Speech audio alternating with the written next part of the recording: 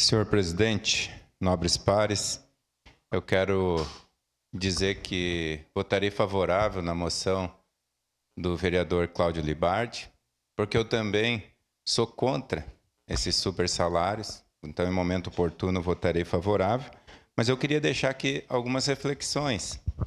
Quando se fala em super salários, tem que levar em consideração também as verbas indenizatórias.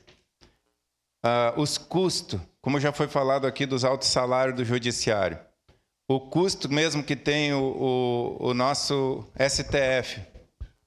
Os altos salários com segurança, com viagem, com toda a estrutura. Isso aí é um das principais causas que tem que levar em custo. E segundo, parlamentares da Câmara dos Deputados, Senado, se fala muito sobre esse ministro especificamente, de que ele tem uma postura política, muitas vezes, em muitos momentos, que para um magistrado ele deveria de usar mais da neutralidade. Então, que isso fique claro aqui, que eu votarei favorável, vereador Cláudio, sou um apoiador, mas que deve ser levado, sim, na íntegra, né? Que cortar, vamos dizer assim, cortar na carne, não simplesmente,